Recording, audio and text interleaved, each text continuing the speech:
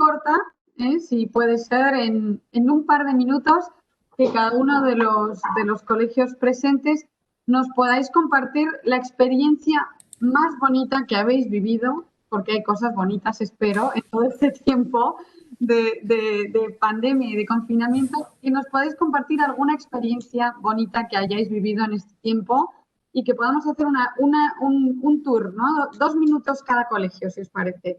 ¿Alguno quiere empezar o voy nombrando por lista como en el colegio?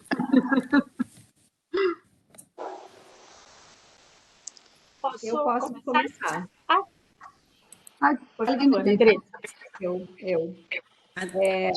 Eu entendo que as experiências mais bonitas tiveram as experiências de aprendizagem dos próprios professores com os estudantes.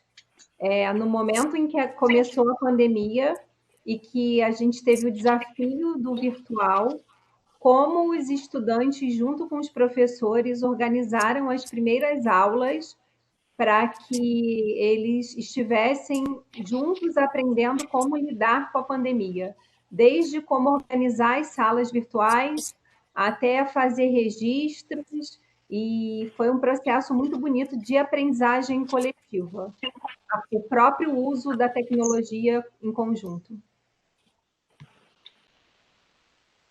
Gracias, Andresa. Bueno, a mí me gustaría compartir desde México. Buenísimo.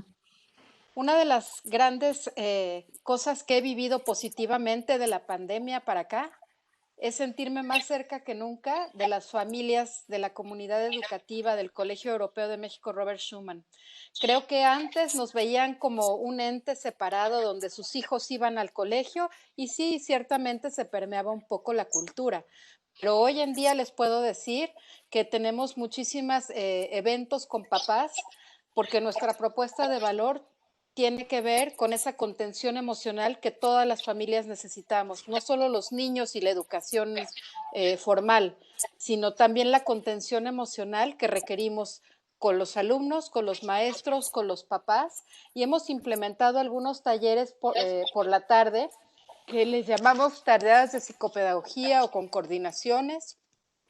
Y bueno, abordamos temas de todo tipo, desde comunicación en la pareja, ocio, autoestima, convivencia familiar, 1000 temas que ahorita los papás están ávidos de saber cómo manejar 24/7 con los niños en casa y cómo ser nuestras manos y nuestros ojos y nuestros oídos para poder ayudarnos en este proceso de formación académica a distancia. Entonces, para mí ha sido un gran acierto y seguramente recuperaremos algunas de estas prácticas cuando termine la pandemia. Muchas gracias. Gracias, Claudia. Bueno, Alejandro Muñetón de Bogotá, Colombia, del Colegio San Pío X. Nosotros aquí en Colombia somos muy pasionales en todo lo que hacemos. Y justo cuando sucede lo de la pandemia, que nos mandan a cuarentena a todos, empezamos a asumir nosotros desde la dirección y desde las coordinaciones académicas del colegio, asumir cómo debemos llevar toda la situación. Me uno con lo que acabaron de decir, que la situación de los chicos estaba muy alejada porque los papás los llevaban al colegio y se olvidaban de ellos y ellos estaban con nosotros. Justo las familias en esta cuarentena entran a las aulas a trabajar con nosotros y se empiezan a dar cuenta de cuál es el trabajo académico que tenemos con ellos, ¿no? No solo académico, sino el proceso de formación. Y en esa medida, algo muy bonito es el apoyo que hemos sentido de parte de todas las familias del colegio, diciéndonos, ustedes lo están haciendo bien, y tal vez ellos sin entenderlo nos están diciendo, nunca los habíamos visto, nunca habíamos entendido qué era lo que estaban haciendo ustedes, ahora sí, tienen el apoyo completo de nosotros, entiendan que no están solos y que están trabajando de la mano, estamos trabajando de la mano todos. Eso nos ayuda a nosotros a llenarnos en esta angustia de la pandemia, llenar el corazón y asumir la pasión de maestro y de docente más fuerte para poder llevar a los chicos a donde queremos llevarlos. Esa es una parte muy importante que nos pasó a nosotros aquí en Colombia. Posso compartilhar a minha experiência? Posso? Posso, Serião? Sí, sí. Fico feliz por estar aqui mais uma vez. Sou Paula, coordenadora do Colégio Interativa, Londrina, no Paraná. E as experiências que foram ditas aqui também se passaram na minha escola. Então, eu gostaria de complementar que uma das grandes experiências, das grandes aprendizagens, foi a valorização do professor.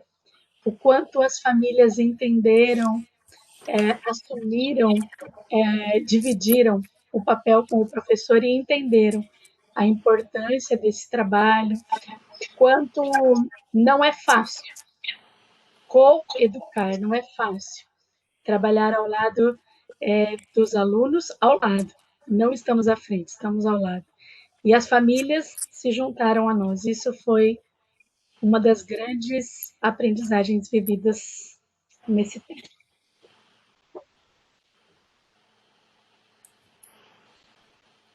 Gracias, Paula. ¿Alguien más que quiera compartir una experiencia bonita? Roberto está levantando la mano. Sí, es importante tener en cuenta que en ese tema del que estamos hablando, la formación docente es algo importante y decisivo dentro de la calidad educativa, ¿cierto?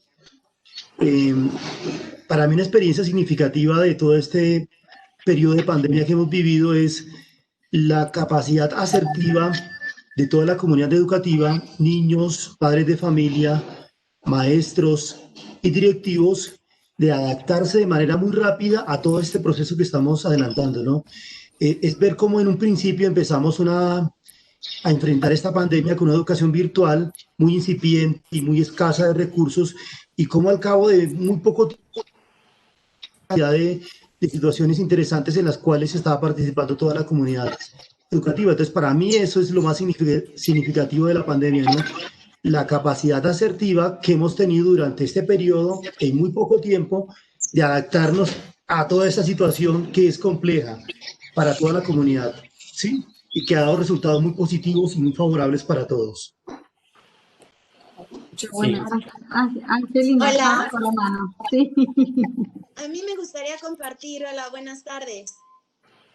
Buenas tardes, yo soy Angelina Guzmán, soy de Green Valley School, México. Yo creo que han sido muchas las historias lindas que me han tocado vivir en lo personal.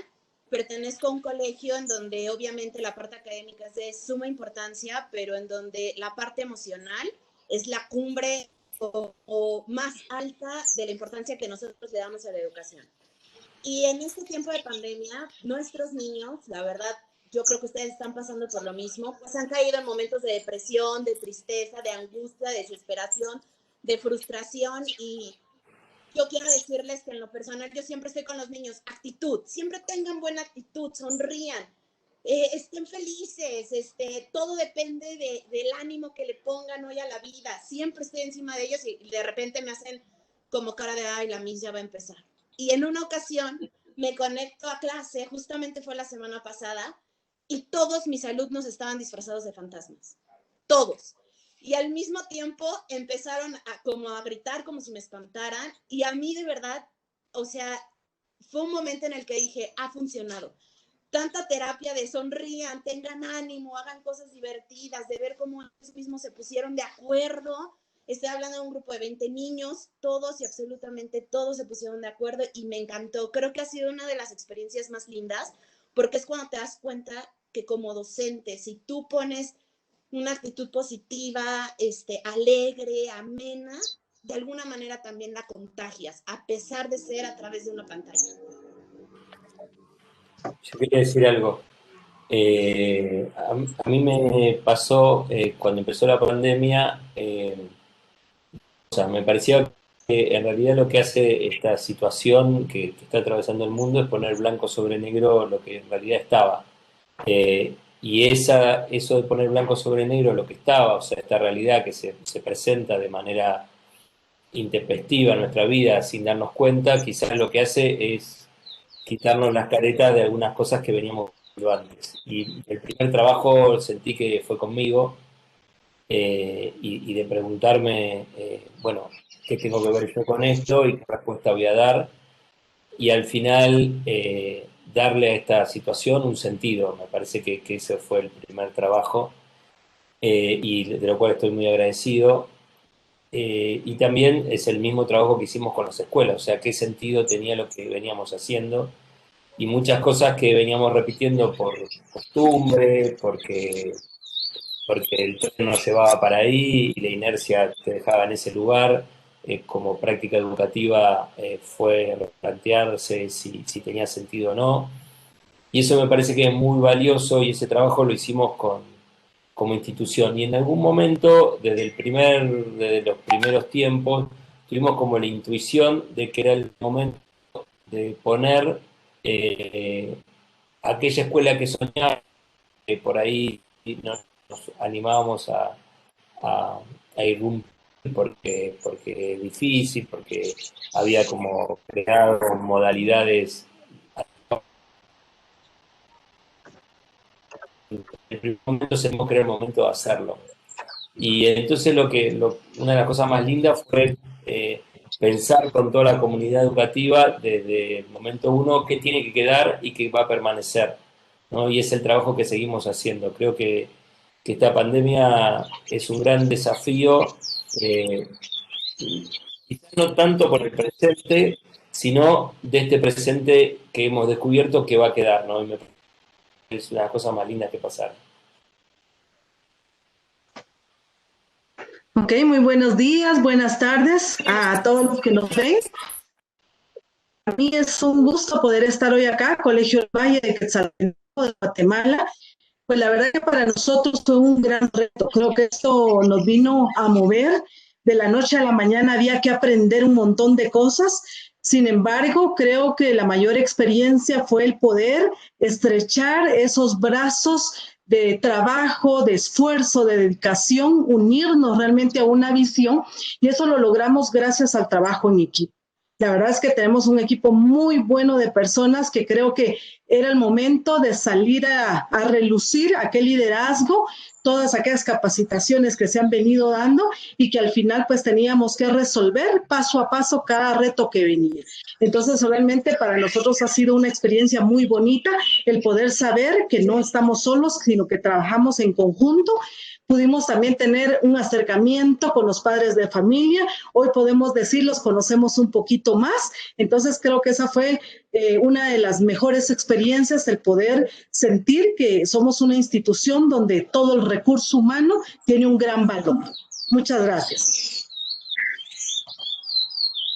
Muchas gracias, Pati. Si alguien más quiere compartir alguna experiencia antes de pasar al siguiente bloque. Sí. Buen día. Manuel, yo quiero compartir igualmente desde Guatemala, Centro TT, pues no quiero redundar, sino más que todo confirmar que todo lo que han dicho anteriormente ha sido muy palpable todo. Y una cosa extra o agregar a todo lo que hemos venido compartiendo, que también la teoría de que nunca se deja de aprender se hizo realidad, porque nosotros los adultos también tuvimos que aprender, por lo menos en mi caso, aprender a aprender, porque nos tocó cambiar de una metodología tradicional de un salto nomás a la tecnología. Y muy lindo cuando todos pues enseñamos, todos aprendemos, pero se hizo realidad también lo que llamamos aula invertida, y nuestros niños, no solo los adolescentes, sino que de pronto hasta los pequeños, cuando algún profesor como que no salía la presentación o algo, y los chiquitos, Apache tal tecla, Apache tal otra, o sea que también ellos quisieron formar parte de la formación de nosotros los docentes, y eso fue muy lindo porque es una actitud de nobleza del que aprende, y pues una lección para todos, extra. Muchas gracias. Gracias por compartir. Manuel, ¿quieres intervenir ahora? Sí, Bien. hola, soy Manuel de Chile. Solamente quizás agradecer la oportunidad de partir desde una perspectiva positiva de las experiencias que hemos vivido en todos los países. Cuando lo escucho me veo a mí mismo, sin duda, porque en Chile ha pasado algo muy parecido. Una discusión que ha habido en nuestro país, seguramente también en los de ustedes, es que los chicos no han aprendido lo suficiente, que los aprendizajes han disminuido mucho. Y posiblemente pueden tener razón en que han aprendido un poco menos de matemática o de ciencia, en fin. Pero sin duda, tal como ustedes dicen, se ha aprendido mucho igualmente. No es un año perdido como algunos dicen, y es lo que a mí yo quería recalcar con ustedes, justamente escuchándolo, me doy cuenta de que es verdad en todas partes. Este no ha sido un año perdido, solamente que hay que saber mirar en dónde están los verdaderos aprendizajes más importantes. Una pura cosa yo podría agregar desde mi experiencia de mi colegio en San Bernardo, Chile, es la solidaridad que se ha dado entre toda la gente a pesar de las dificultades. Mucha gente en Chile, yo creo que en sus países también, perdieron el trabajo y muchas de las familias de nuestro colegio han tenido problemas incluso para poder comer. Y entonces la solidaridad se ha dado a pesar de tanta dificultad y hemos logrado ir ayudándonos unos a otros también en la parte, ¿verdad?, que podríamos decir doméstica, que no tiene que ver con lo que un colegio debería ser, pero en realidad, como podemos ver, un colegio es para la vida en general. Es lo que yo quería agregar. Muchas gracias. Gracias, Manuel. Bueno, Hola, ¿puedo hablar? Beatriz, sí, claro. Sí, hola a todos. Así como dijo Andresa, que nosotras somos del mismo colegio, además de este aprendizaje que tuvimos con nuestros estudiantes, creo que también la comprensión que tuvieron con nosotros, ¿no? Como que comprensión de entender este momento, de comprender este momento que tenemos y no sé, también como que este cariño también que tuvieron con nosotros, creo que fue muy, muy importante para pasar por todo esto, seguir, ¿no? Entonces, creo que es esto. Bueno, qué bien. Al final ha traído muchísimas cosas positivas. Yo creo que toda esta experiencia, que también hay que destacarlas, como decía Manuel, por eso hemos querido empezar con ello y además nos da mucho pie para pasar al siguiente bloque. Vicky, ¿te parece que pasemos al siguiente? Va a haber tiempo para que todos sigan hablando, ¿no? Pero para entrar un poco más en detalle. Sí, perfecto. Sí, más que nada para cerrar, y en realidad no es un cierre, sino a partir de acá que quede abierto el tema, como decía Pina y destacar a Manuel, queríamos como empezar también por estas cuestiones positivas de lo bello y de lo bonito, alineados con la propuesta de esta Semana Internacional, que tiene que ver con encontrar lo bueno, lo positivo y lo bello en todas las cosas que nos fueron sucediendo, y bueno, destacar estos que ustedes fueron mencionando, la revalorización del rol docente, la revinculación con las familias, ese aprendizaje colaborativo entre docentes y estudiantes, el trabajo en equipo dentro de las instituciones, son un montón de cuestiones que nos fueron quedando y que sabemos que no con esto estamos negando todos los desafíos que se nos fueron presentando, y creemos que uno de esos grandes desafíos tuvo que ver con lo incierto, ¿no? Lo inesperado que fue este tiempo y que sigue siendo. Y frente a esto les queríamos hacer una consulta y a partir de ahí generar debate, no esperando que haya una respuesta cerrada y única, pero para ahí ir construyendo entre todos una posible respuesta, ¿no? ¿Cómo es esto de planificar en la incertidumbre y para la incertidumbre? Sabemos que este es un tiempo complejo, donde por ahí era como muy difícil anticipar. Nosotros, por ahí acá en Argentina, empezamos el confinamiento pensando que era solo por 2 semanas, que las escuelas se iban a cerrar, después otras dos, y después hasta aceptamos empezar a transitar en esto del incierto. Entonces, les lanzamos la pregunta para empezar a pensar juntos, ¿no? ¿Cómo a nivel educativo se puede planificar para lo incierto, cuando pareciera que son como dos cuestiones que entran un poco en oposición, ¿no? Uno planifica para que todo sea predecible y poder anticipar algunas cuestiones, y lo que viene es incierto. ¿Cómo podemos como lograr que puedan convivir ambas características? Una planificación en la incertidumbre. Claudia, ¿puede ser que? Sí, claro. Ahí. Mira, desde México te puedo decir que nos ayudó mucho también el calendario escolar, porque Bien. cuando nos fuimos a pandemia, ciertamente faltaban unas semanas para las vacaciones de Semana Santa y Pascua. Entonces, esas primeras 2-3 semanas que tuvimos de incertidumbre, nos ayudó mucho en las vacaciones que se volvieron tiempo de trabajo y de planeación en la incertidumbre, igual pensando que posiblemente no regresaríamos, pero también regresamos solo a unas semanas más antes del cierre de ciclo escolar. Entonces, como quiera, nos faltaba como cerrar, poner la cereza en el pastel, planear graduaciones, planear pues que no se perdiera esta comunicación con los papás y, por supuesto, motivarlos a que se reinscribieran, porque finalmente son periodos de mucha tensión administrativa, de recontrataciones, de muchas cosas. Y bueno, las vacaciones de verano, que tampoco fueron vacaciones, sobre todo para los maestros, que tuvieron que cambiar, salir de su zona de confort y hacerse a la idea de que el regreso iba a ser en línea y que las clases tenían que ser mucho más completas, mucho más, además de reconectarse con gente que no conocen, porque los niños pasaban a un siguiente grado con maestros que no conocían. Ya no es recuperar a los que siempre has visto durante todo el ciclo escolar. Entonces, creo que fue un gran reto, pero nos ayudó el calendario escolar aquí en México a darnos esos respiros para poder entrar con todo al regreso. Bien. ¿Alguien más? Ahí yo, Vicky. Sí. Es compleja la pregunta porque es esta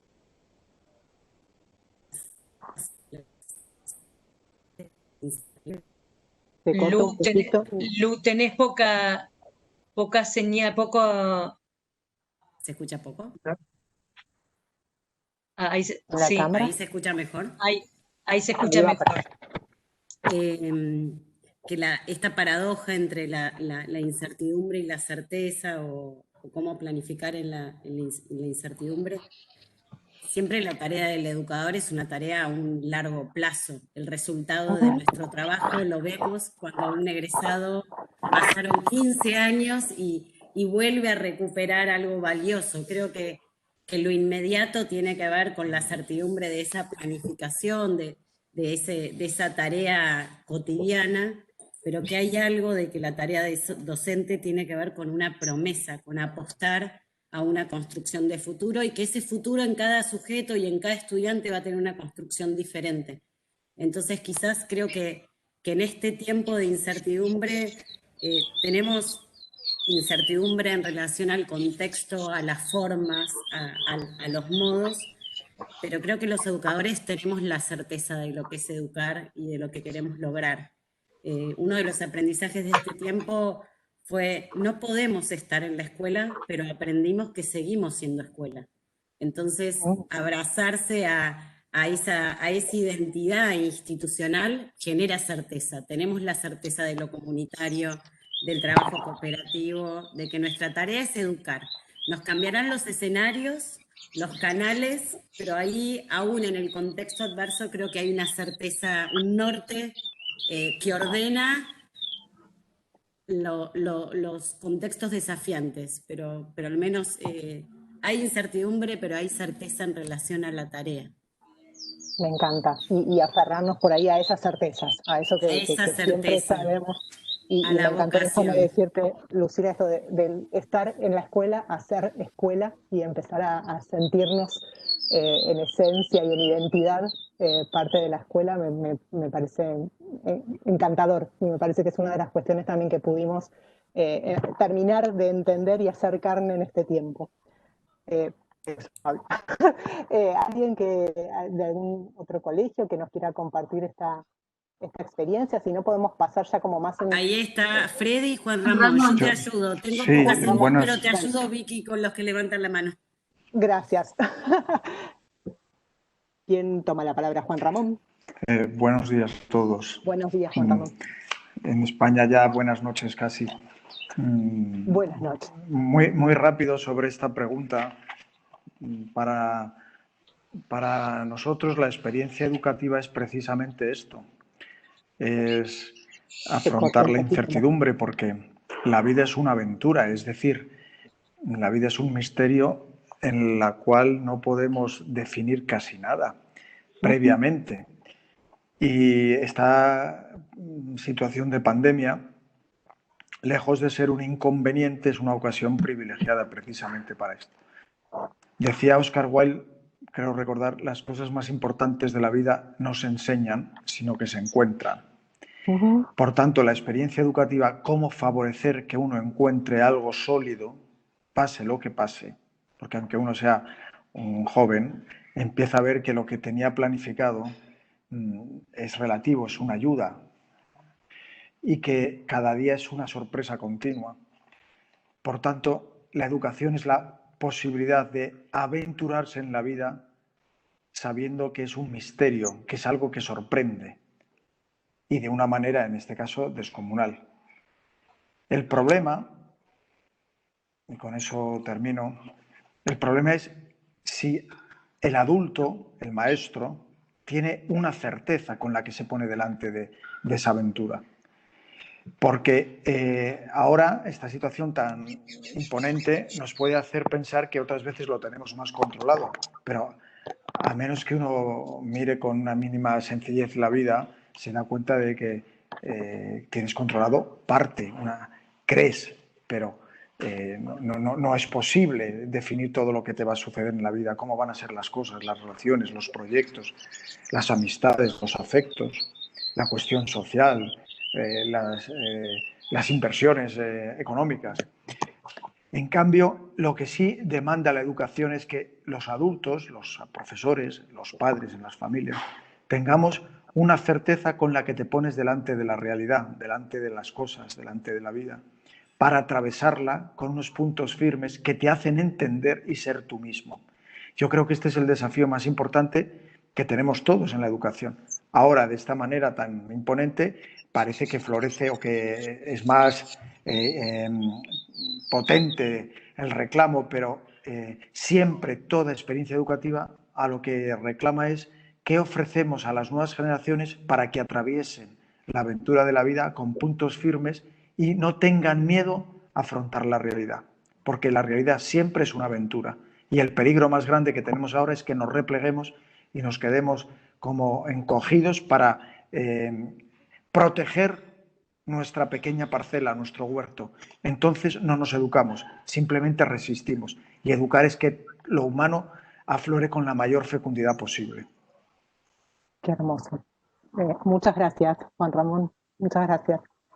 Yo quería decir en la línea de lo que trae Juan Ramón, que a veces planificar, esa idea viene muy de la década del 50, que llegó a la educación por medio de la administración, ¿no? Entonces, creo como que ingenieros a veces creen que tienen manejada el mundo con un cuadro de doble entrada, ¿no? Y planificar se asocia a que, bueno, pautamos esto, hacemos esto, porque el cuadro de doble entrada así lo indica, y después por otro lado. Entonces, en ese sentido, la verdad que coincido 100% con lo que dice Juan Ramón, que planificar es un estereotipo que se va de patadas con la realidad. Y la realidad siempre se encarga de tirártelo para demostrarte que es más fecunda, más poderosa y más bella también. Pero sí me parece que a mí me gusta la idea de proyecto. O sea,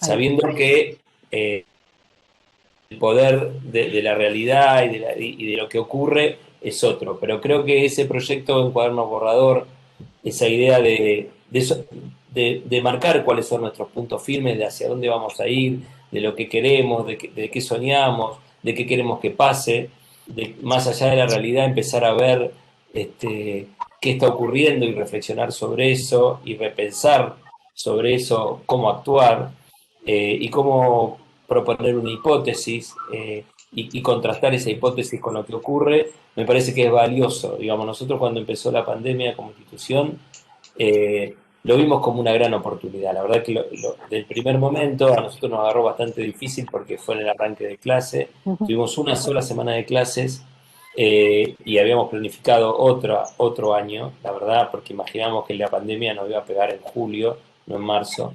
O sea que el confinamiento iba a venir en junio, julio y no en marzo.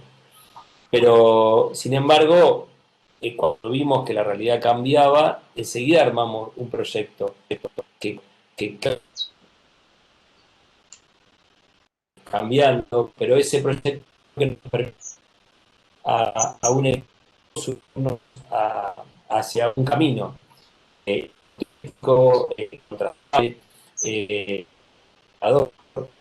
escrito en lápiz para volver a hacerlo, pero nos pareció valioso repensar juntos y decir, bueno, esto es lo central, esto es a donde queremos ir y esta es la hipótesis que tenemos. Y ir contrastando esa hipótesis con la realidad todo el tiempo y adecuándonos para dar la respuesta más certera y más afín a lo que la realidad nos iba demandando. Bien, gracias, Freddy. ¿Alguien si quiere comentar algo con respecto a lo que ya fue surgiendo o alguna idea? Sí, gracias. Tal vez agregar, ¿verdad? Que si bien es cierto, pues se decía, la planificación como tal, pues tiene su carácter, creo yo que al final es nos indica hacia dónde queremos ir, qué es lo que queremos lograr, pero también se dice que esta no está escrita en piedra, ¿verdad? Que entre sus características es que esta es flexible y que es en cualquier momento modificable. Por lo tanto, fue lo que sucedió con nosotros, el poder evaluar qué se podía seguir haciendo y qué no se podía seguir haciendo, qué era lo que podía esto requerir de nosotros, aquellos cambios, aquellas estructuras nuevas, y creo que de esa manera nos permitió no perder de vista que dentro de las funciones de la educación está la formación integral de nuestros estudiantes y no queríamos perder de vista eso, pero pues en efecto sí había una planificación, esta se había hecho con antelación, pero les digo, todo fue cuestión de evaluar qué era lo que convenía, qué era lo que ya no se podía llevar a cabo o que sí, pero con ciertas modificaciones, y de esa manera creo que al final pudimos llegar a lo que queríamos, lograr el objetivo de esa formación integral, ¿verdad? Muchas gracias. Gracias, Pati. Bueno, y a partir de tu comentario y uniendo todas las intervenciones anteriores, ¿no? Freddy antes mencionaba bueno, la planificación o este proyecto que se hace en borrador y en lápiz, esta planificación que no está escrita sobre piedra que mencionabas vos, Pati. Uno de los desafíos fue como repensar continuamente, ¿no? Revisar, repensar, reformular. Y teniendo como en el horizonte que era lo central, que, bueno, Freddy lo anota así textual de a dónde queremos ir, y en el caso recién Pati nos dice, bueno, qué estructuras nuevas había que construir. Y en función de eso queríamos charlar con ustedes y compartir experiencias, ¿no?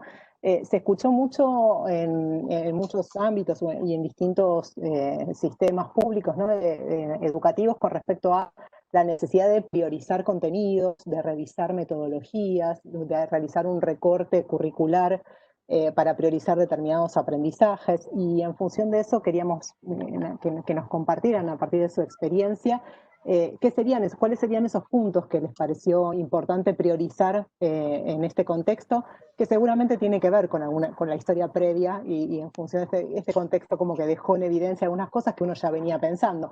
Pero bueno, que en este tiempo, ¿qué fue lo que se nos hizo más presente de que es necesario trabajar con nuestros estudiantes en la escuela, en las aulas y en los grupos? Beatriz, estabas levantando la mano. Sí, Beatriz. Sí, quería compartir nuestra experiencia en nuestro colegio acá de Brasil. Entonces teníamos como que los contenidos para pasar, pero en nuestro colegio ya tenemos una organización de planificación, y lo que hicimos de diferente fue traer los estudiantes para participar en este proceso de planificación. Entonces, estaban los contenidos. ¿Cómo ustedes quieren cómo quieren hacerlo, ¿no? ¿Cómo les parece que hacemos con, no sé, Kahoot o, no sé, otras cosas, juegos? Y eso me parece que fue muy importante.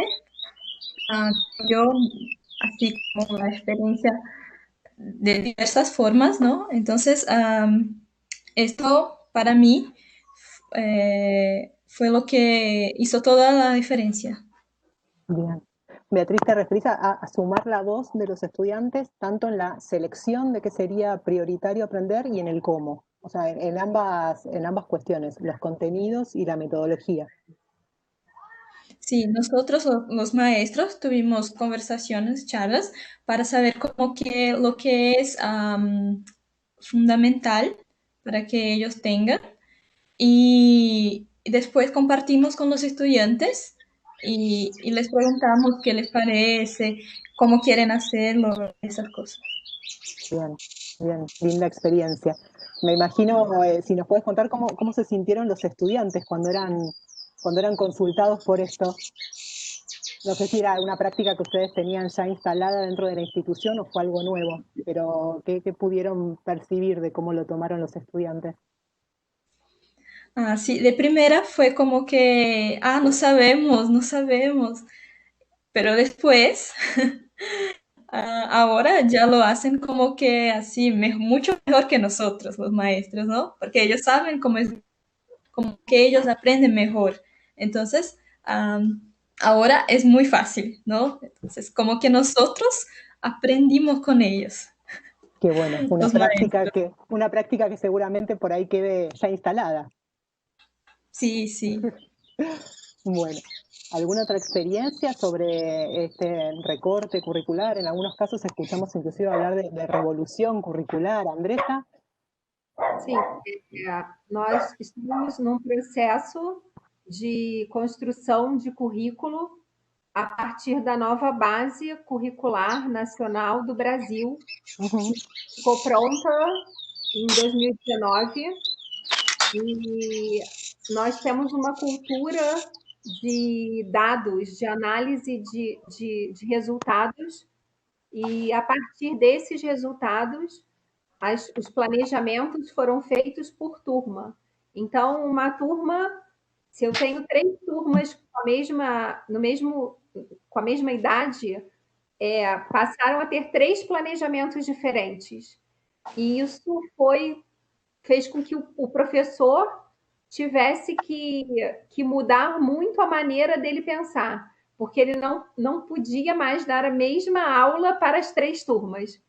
Então, a partir desses dados que o planejamento foi feito dentro da expectativa de aprendizagem da nova base curricular. Porque aqui no Brasil a gente está passando por um processo muito forte de transformação de currículo.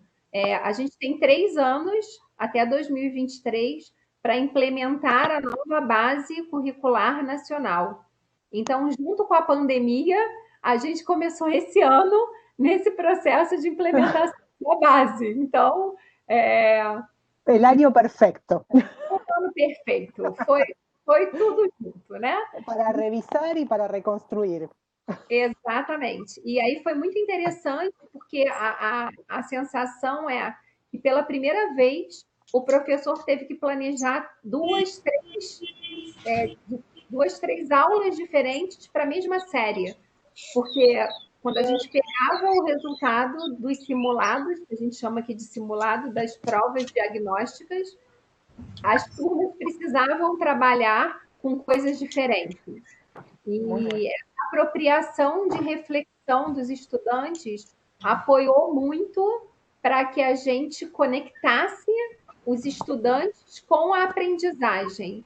Então, eu penso que foi uma mudança do o que eu quero ensinar para o que o menino precisa aprender, né? Então, a gente saiu da ensinagem para a aprendizagem.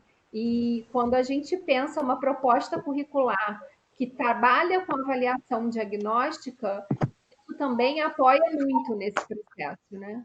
Então, foram 2 desafios: o início da implementação da nova base curricular, com um currículo novo, onde a obrigatoriedade é só língua portuguesa e matemática, e a pandemia junto, né? Bueno, fue un año inolvidable, será. Rafael. Bueno, nosotros, gracias a Dios, estábamos comenzando el ciclo escolar, ¿sí? Y cuando comenzó todo esto, como todo el mundo pensamos que iban a ser 2 o 3 semanas y ya.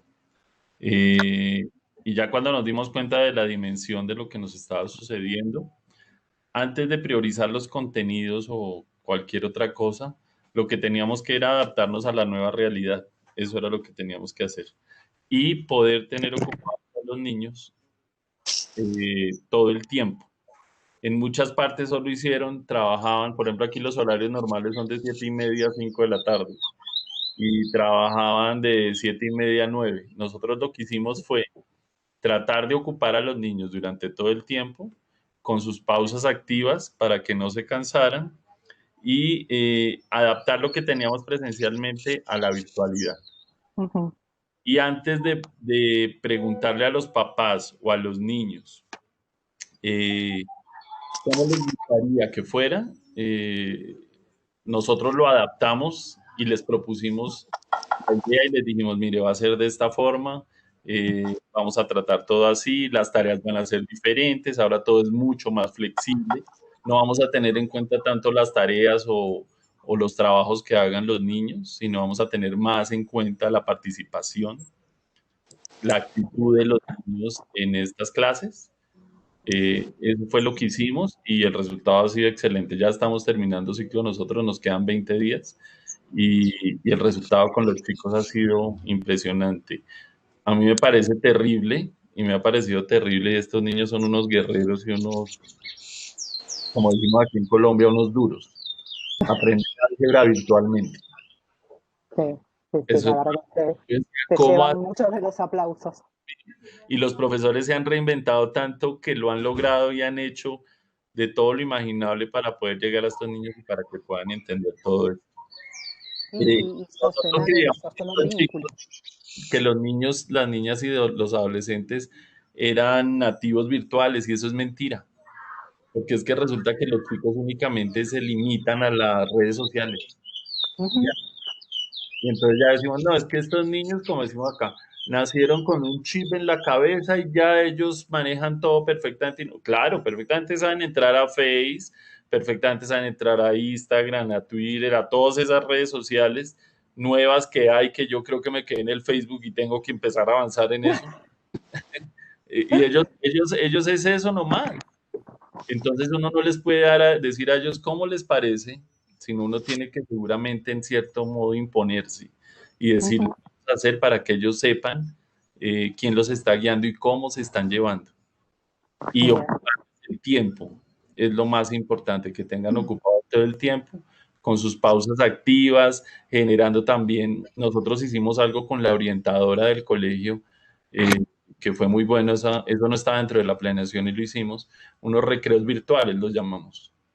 Qué bueno. Para temas que no eran nada académicos, sino para abrir un espacio para estos chicos, para que pudieran desahogarse un poquito en medio de esta locura que es la virtualidad y el encierro. Entonces hicimos eso y ha sido un éxito también. Entonces creo que antes de cualquier cosa lo que hicimos fue trasladar la presencialidad a la virtualidad, ocupando el tiempo y no, como decía al principio, priorizar los contenidos, sino, como decía uno de los rectores que habló hace un momento, que así no se haga tanta escuela, así no aprendan tanto, aunque sí aprenden, lo que más nos importa a nosotros es en estos momentos reforzar unos valores y hacer buenas personas antes de llenar de contenidos, que es lo más importante en este instante, que se acerquen a Dios y entiendan que lo que nos está pasando es seguramente por alejarnos, que tenemos que solidarizarnos con el vecino, porque no todos tenemos las mismas facilidades, no todos tenemos las mismas gracias, no todos tenemos el mismo sistema, no todos tenemos la misma accesibilidad al Internet. que es lo que creo que en estos países de América se arma una brecha gigantesca entre lo público y lo privado. Entonces, es eso básicamente lo que hicimos nosotros. Bueno, muchas gracias, Rafael. Vicky, levanto yo la mano que quiero hacer una pregunta. Es que viendo un poco todas estas revisiones curriculares, metodológicas, de procesos, la toma de decisiones involucrando familias, docentes, a los propios estudiantes, quería preguntar a alguno de los colegios que hayan vuelto ya a la presencialidad, ¿cómo ha sido esa presencialidad y si alguna de estos cambios, si alguna de estas prácticas más colaborativas en general, ¿no? y alguna revisión curricular y metodológica se ha mantenido en la presencialidad o la vais a mantener en la presencialidad? Yo sé que España ha vuelto, no sé si hay algún otro país que haya vuelto. Si no, le voy a preguntar a Juan Ramón, pero yo no sé si hay alguien más que haya vuelto, por favor, que nos avise. A minha escola voltou na semana passada, Brasil. Paula. Ah, Paula, que no te veo en la pantalla, por favor. Te intento buscar. Eu vi que você estava procurando. Voltamos dia 26 com os alunos do ensino médio e do 9º ano, os maiores. Grupos reduzidos, de 30 alunos, voltaram 8 alunos. Então, a grande maioria ainda acompanha as aulas em casa. E agora, o novo desafio para o professor, para que atenda com toda a atenção àqueles que estão na sala de aula e que querem conversar, e que querem contar, e que estão inteiros, e que sentem falta dos amigos que ainda estão em casa. Então, é uma nova adaptação, sentimos assim, uma nova adaptação. O professor, às vezes, se divide, não... quero falar com quem está aqui, e aí quem está em casa fala, professor, você está dando atenção mais, eles estão cobrando, dividindo essa atenção do professor. Então, é um novo desafio. Com os menores, que voltaram a partir de quarta-feira passada, miércoles passado, estavam muito felizes, diziam, não pode abraçar, não pode dividir o lanche, não pode, mas pode conversar, pode mostrar os desenhos, as coisas que fizeram. Então, ainda faz muita falta o não poder estar tão perto, mesmo estando perto. Então, uma nova adaptação. Amanhã voltam as outras turmas, então amanhã teremos mais alunos na escola, e aí depois posso compartilhar como foi com toda a escola de volta. Gracias, Paula. Yo, por alusiones, tengo que responder. Perdón. No, encantado. Vamos a ver. En España hemos vuelto a la presencialidad desde hace 2 meses.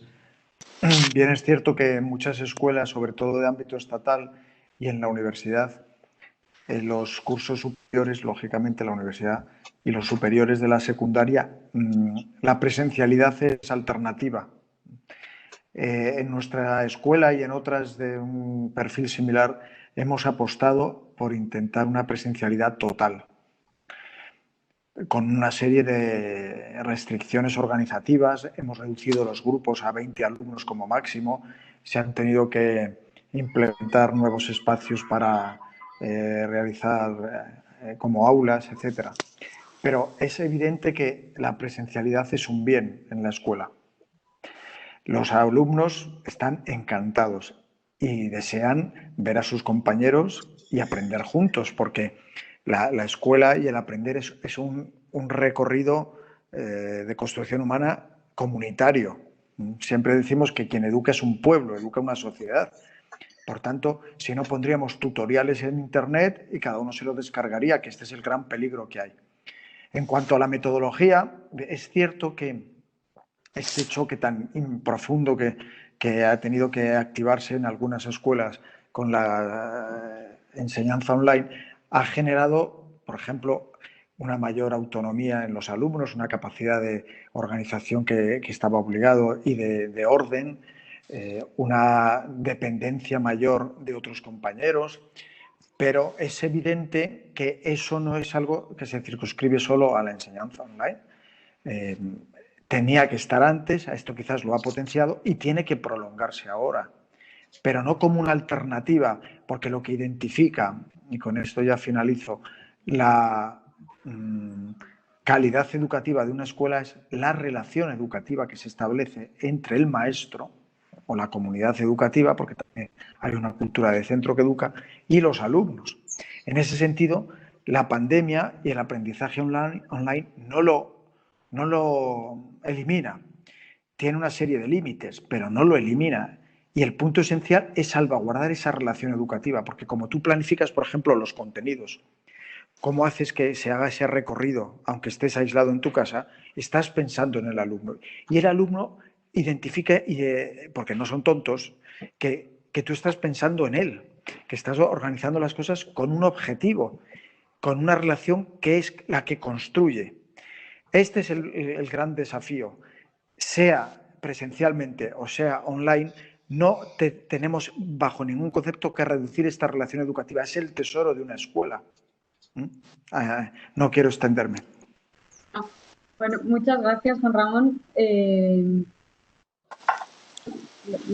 Además, aquí hemos visto muchas experiencias, afortunadamente, donde ese vínculo se ha podido mantener con la virtualidad y hay 1 millón, y yo creo que eso es lo que más esfuerzo habéis puesto todos los centros y los docentes, que era uno de los grandes desafíos, y también con las familias, que hemos visto que también ha resultado ser de las 2 experiencias más favorecedoras de todo ello, ¿no? El refuerzo relacional y de los vínculos entre la comunidad educativa. Y lamentablemente nos va a tocar cerrar, y me gustaría cerrar un poco con la línea de lo que estábamos planteando, ¿no? Viendo pues tantas cuestiones que hemos tenido que repensar en este tiempo, y que se está también generando un proceso, yo creo que una gran oportunidad global de generar redes, de compartir experiencias a nivel internacional. Se ha abierto el debate a nivel internacional.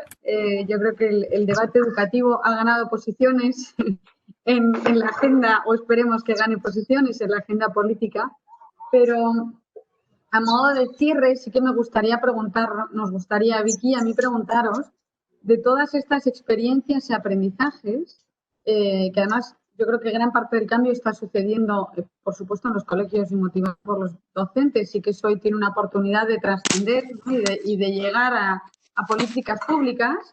¿Qué aprendizajes os gustaría y qué cambios os gustaría que perdurasen en el tiempo después de esta sacudida, ¿no? Si pudierais pedirle a la política educativa algún cambio de los que hemos vivido que permanecieran, vamos a hacer la lista de Reyes Magos, que vienen las Navidades pronto, ¿qué les pediríamos? Y me gustaría también aprovechar a que hablaran los que han tenido menos intervención, pero bueno, abierto a todos, por supuesto. Así, titular rápido, para que nos dé tiempo a todos, ¿no? Carta a los Reyes Magos a la política educativa. ¿Qué pedimos de cambio? A ver, Andrea quiere hablar. Sí, adelante. Hola a todos. Perdón, he tenido como muchas fallas de internet, pero bueno, aquí andamos.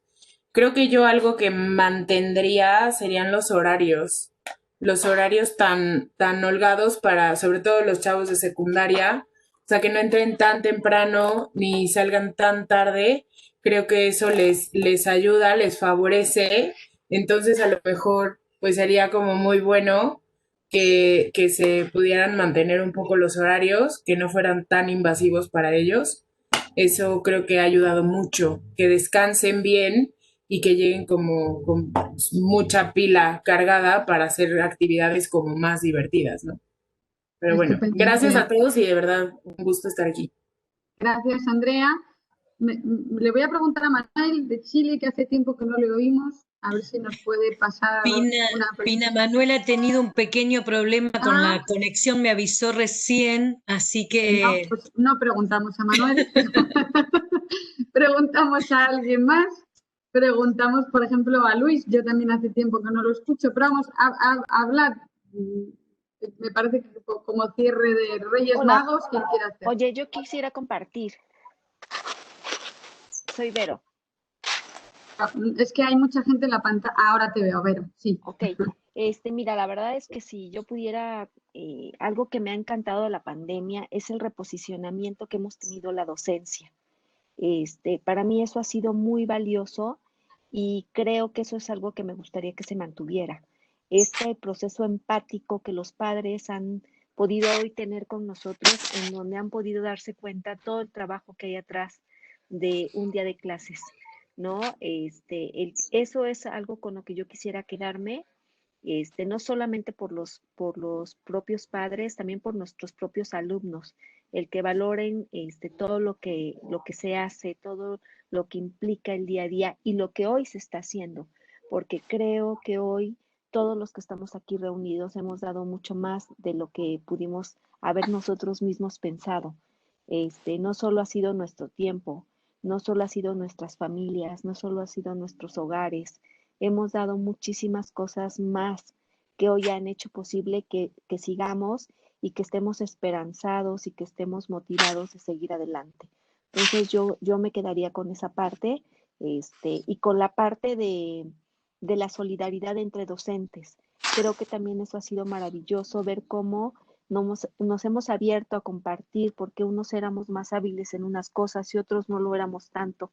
Y los que sabían mucho de unas cosas nos han enseñado y nos hemos buscado equilibrar. Entonces creo que esa es la parte que yo le pediría a los Reyes Magos, que se quedara con nosotros por siempre, ¿no? Gracias. Muchas gracias, Vero. La verdad que ojalá se queden todas esas cuestiones. ¿Hay alguien más que quería? Claudia, creo, ¿no? Sí, gracias. Mi cartita a Santa Claus sería para la política educativa, que nos dieran más independencia a los colegios. Creo que a partir de esta desigualdad que se ha evidenciado con la pandemia, porque ya existía y más bien se tapaba el sol con un dedo, creo que necesitamos un poquito más de independencia para poder ajustarnos a las comunidades a las que atendemos y bueno, poder mantener este equilibrio real en el aula digital o presencial en cuanto a contenido de aprendizajes esperados de cada país, de cada sociedad, pedagogía, metodología y por supuesto tecnología, que no volvamos atrás, que saquemos lo mejor que podamos de todo este aprendizaje que estamos viendo y viviendo, que es mucho más de compartir que de competir. Y ya es todo. Gracias, saludos desde México. Gracias, Claudia. Bueno, yo si no... Freddy, sí. Bueno, yo tengo varias cartitas, porque ya que hay que pedir, pedimos mucho. Primero, creo que resumiría la palabra diálogo. Me parece que hubo un diálogo de la familia con la escuela, de la escuela entre sí, entre los docentes. Me parece que también tiene que haber un diálogo de política pública entre salud y educación, entre economía y educación. Creo que la educación se demostró y la escuela se mostró como un gran articulador de política pública que tiene que ser potenciado, pero no lo puede hacer solo. Un docente no puede enfrentar la desigualdad social solo que existe en el mundo o que existe en otros países y requiere apoyo de otros niveles políticos, pero sí es un buen espacio donde se socializan los chicos. Si algo quedó clarísimo es que es mejor que estén en la escuela que estén afuera, y que los chicos quieren estar en la escuela. A mí me tocó en un congreso que participé, una escuela de Holanda contaba, no hay Ministerio de Educación como nosotros que marca la pauta. Entonces contaban que los chicos presionaban por volver a la escuela y presionaban tanto que hacían manifestación. Y es lo que nos pasa a diario, los chicos quieren venir a la escuela, quieren volver. Entonces me parece que otra carta de Santa Claus es que los ministerios verticalmente, que es el modelo del 14, donde el ministro decidía qué se veía en cada clase, y me parece que hoy hay que pensar en la línea de lo que dice Claudia, algo mucho más, más horizontal, que cada escuela pueda decidir qué hacer y cómo hacer, claramente siguiendo unos lineamientos, pero que tenga cierta autonomía para tomar algunas decisiones. Y finalmente, le escribiría en la carta a Santa Cruz a cada docente que aproveche este momento donde se visualizó su trabajo, su importancia y su capacidad, que sigamos en esta línea y que nos hagamos cargo de lo que corresponde. Es Santa Claus que lee mucho el tuyo. A tener que leer una de la carta. Carolina, si te parece, Carolina estaba levantando la mano y con ella podríamos dar cierre a este bloque. Para cerrar, ¿te parece? Carolina estaba levantando la mano. Buenísimo. Bueno, muchas gracias. Coincido también con lo que planteaba el día anterior también, que es muy importante. Se han logrado muchas cosas en esta pandemia, tanto que, como decían los profes y los directivos y todos nos sorprendimos a nosotros mismos de las cosas que éramos capaces de hacer. Porque si hablábamos el año pasado, nadie se imaginaba todo lo que era capaz de hacer hasta que vivió este año, que tuvo que capacitarse, que tuvo que establecer vínculos, diálogos. Hemos aprendido una nueva manera de comunicarnos, de dialogar, de vincularnos. Es más, la distancia creo que nos ha hecho sentir mucho más cerca, y es muy importante esto también que decía el día anterior, de no hay que dejarlos a los chicos sin educación. El educar y el estar con ellos nos ha permitido en muchas oportunidades saber y detectar quiénes son los que estaban en estado de máxima vulnerabilidad, y la solidaridad, cómo funcionó entre compañeros para ayudar a un alumno que no podía pagar la escuela y que decidió trabajar y armó su emprendimiento, y los compañeros y los profesores entre todos ayudarlos para que no deje la escuela. La verdad que se han armado lazos muy, muy lindos, muy importantes, y que han dejado una huella en el corazón de muchas familias y de acompañamiento de cada vez que sabíamos que estaban enfermos. Y otra cosa también, el tema de lo que nosotros acá, por lo menos en Jujuy, nos vemos muy poco visibilizados por la cuestión política. Creo que en cuanto a sueldos, acompañamiento, planificación, las escuelas cada una sacó sus mejores estrategias para planificar y para armar y para dar lo mejor de sí. En este caso tuvimos la suerte, que no han tenido tanto por ahí algunas escuelas públicas, de contar con plataformas, y que fue como empezar desde la capacitación a alumnos y todo el mundo, pero en el caso de las escuelas públicas no han sido muy poco acompañadas, y las políticas y las orientaciones siempre llegaban muchos meses después. Así que por eso a la política le pediría a los reyes que visibilicen un poco más a los docentes en la cuestión económica y acompañamiento, porque las escuelas pueden dar muchísimo. Así que, bueno, eso nada más. Y me encantó escucharlos a todos los dires, que la verdad que es muy lindo esto de armar redes, de colaborar, de escuchar, de aprender de otras experiencias, ¿no? Gracias. Muy bien, bueno, Pina, Claudia han sido unas moderadoras de lujo, moderadoras internacionales, tienen una amplia experiencia en todo lo que es generar redes, en todo lo que es asesorar y acompañar a las escuelas en este proceso, y los directores de lujo, y también todos aquellos que se sumaron tan espontáneamente a contar las experiencias. Hoy tenemos una agenda riquísima, pero queríamos cerrar con dos cositas. Los que me conocen siempre digo esa frase, pero primero, recopilando todo lo que ustedes dijeron, hay un texto muy, muy breve que para mí sintetiza lo que corrió por aquí. Creo que las chicas que coordinaron hablaron siempre de las experiencias positivas, y todo el panel y toda la gente habló de solidaridad, acompañamiento, vínculo. Muy cortito, me parece que puedo cerrar con esto y después invitarlos a lo que sigue. Dice, no sé si la vida es corta o demasiado larga para nosotros, mas sé que si la vivimos de una manera intensa y solo si tocamos el corazón de las personas, la vida cobra sentido. Muchas veces basta ser solo regazo que acoge, brazo que envuelve, palabra que conforta, silencio que respete, alegría que contagia, lágrima que corre, mirada que acaricia, deseo que sacia, amor que motiva. Y eso no es cosa de otro mundo, eso le da sentido a la vida y especialmente a los que nos dedicamos a educación. Eso es lo que hace que la vida no sea ni corta ni larga, pero sí hace que la vida sea intensa, profunda y que dure generando lazos y amor. Me parece que en estos tiempos tan complejos que nos han tocado vivir, enmarcar una semana internacional y armar un conversatorio donde lo que predominó en toda la charla fueron cosas positivas, nos llena, nos regoza el corazón.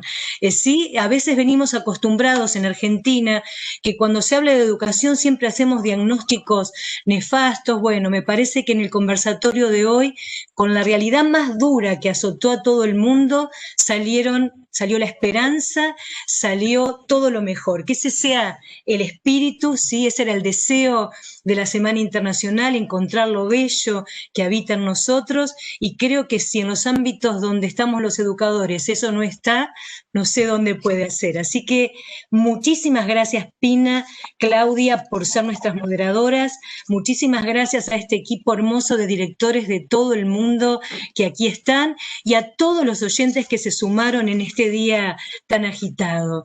Para cerrar, les dejamos dos invitaciones. Seguimos ahora pegaditos, porque acá en Argentina somos así, hacemos mucha cosa. A las 17, una capacitación sobre aprendizaje basado en proyectos, y posteriormente desde México, Reforestando Corazones, una capacitación hermosa. Y para despedirnos, vamos a dejar el pedacito de la canción, que es el lema de esta semana, que creo que sintetiza nuestro mensaje de esperanza. ¿Sí? Ivana, discúlpame. Sí. ¿Puedo tomar la palabra un minuto? Dale, Alejandro. Ivana, yo sé que tú te ríes porque yo hablo mucho, pero... Yo hablo más, Alejandro, yo hablo más. Voy a ser muy puntual. Bueno, Dale. Porque es que creo que seguramente no vamos a tener la posibilidad de vernos en otro espacio con todos los directores, y le pido permiso a Freddy con lo que voy a decir, pero antes que nada agradecerles como siempre esta hermandad que tenemos entre Argentina y Colombia desde hace tanto tiempo, con la Semana Internacional, y ustedes con nosotros con la Semana de Recreo. No sobra decir que todo esto que están haciendo, siempre, tanto presencial como virtual, lo están haciendo de la mejor forma, dando de lo que son ustedes, de lo bien preparados, de lo académicos que son y de lo cariñosos que son con el mundo.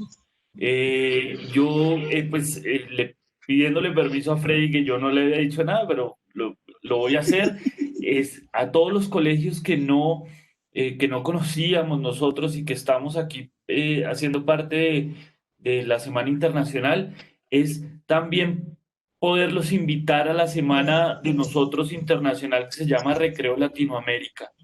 Este año ya la hicimos, como dijo Freddy, ya en varias ocasiones, y los que quieran pertenecer también a Recreo, a la Semana Internacional de Colombia, pues por favor en cualquier momento, si están interesados, se pueden comunicar conmigo. Todos los argentinos tienen mi contacto, entonces en cualquier momento están. Muchas gracias por la invitación.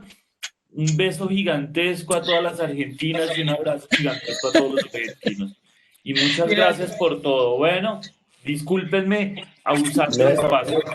No, está muy bien. La idea es después de la semana juntarnos a conversar cómo nos fue y evaluar el proceso. Así que ahí nos volvemos a ver. Ya están circulando los contactos también, se amplió la red. Gracias, Pina, Claudia, moderadoras de lujo. Gracias a todos los directores. Que esta canción nos acompañe estos días de la Semana Internacional. Lucy.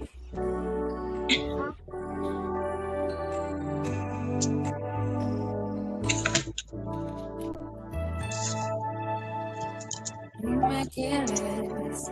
Cuando te miras, dime qué es, qué te imaginas, dónde está el rumbo, cuál es la guía y qué caminos vas a encontrar.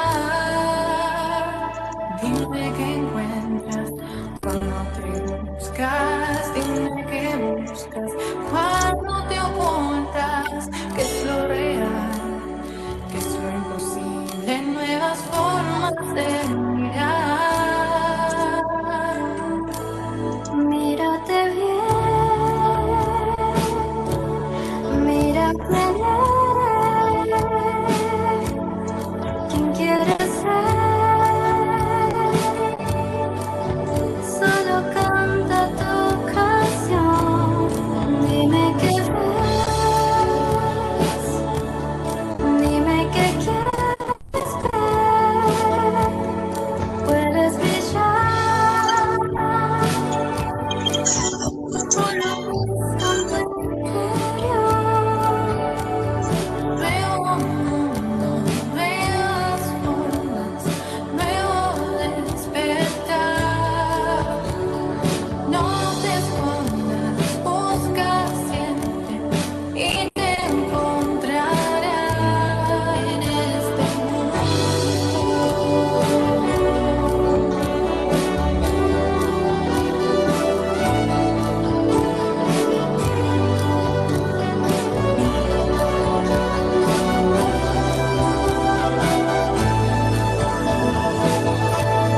Mírate bien,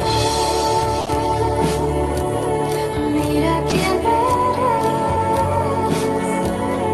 puedes volar y tus alas desplegar. Dime qué ves, dime qué quieres ver.